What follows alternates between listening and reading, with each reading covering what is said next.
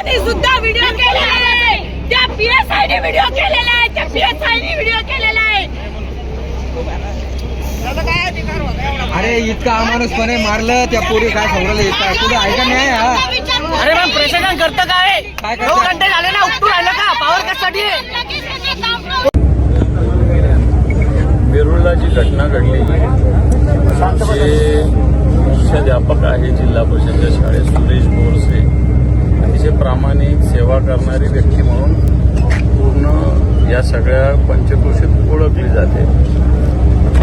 काल रात्री वैजापूरचे पोलीस इथं आले आणि एक आरोपी शोधायला आले होते आणि पोलीस अशी गाडी घेऊन आले की जो आरोपी आहे फिर्यादी त्याची गाडी इथं घेऊन आले, स्कॉर्पिओ एक कार घेऊन आले। नागरगोजे नावाचे पोलीस अधिकारी वैजापूरचे आहेत आणि ते इथं आल्यानंतर हे बोरसे सर रस्त्याने जात असताना त्यांनी फक्त चौकशी केली, तुम्ही कुठून काय आले, तर यांना उचललं गेलं, मारहाण केली गेली, ह्या गाडीतून त्या गाडीत, त्या गाडीतून त्यांच्या मुलींना, पत्नीला अतिशय वाईट वागणूक दिली गेली, त्यांच्यासुद्धा अंगाची झोंबाझोंबी या सगळ्या पोलीस अधिकारी यांच्याबरोबर काही गुंड प्रवृत्तीचे।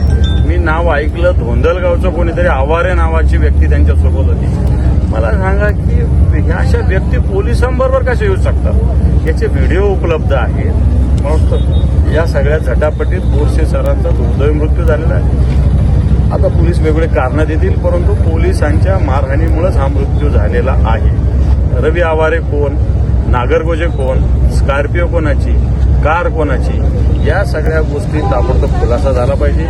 रवी आवारे असेल आणि नागरगोजे असेल यांच्यावरही गुन्हे दाखल झाले पाहिजे, कारण या लोकांनी इथं गुंडागर्दी केली, पोलिसांच्या वर्दीमध्ये खाकी वर्दीतली गुंडागर्दी।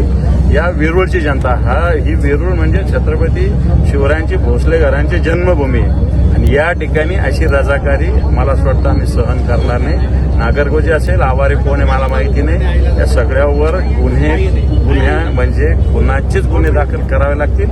असं नाही गेलं तर मला असं वाटतं बेमुदत या विषयावर शिवसेना आणि इथल्या भागातील जनता, बाकी पक्ष सोडून द्या, हा राजकीय विषय नाही, परंतु या भागातील, या गावातील जनतेच्या माध्यमातून मला वाटतं हा आवाज अन्यायाच्या विरुद्ध आम्ही तीव्र करू। गावात 4 तास झाले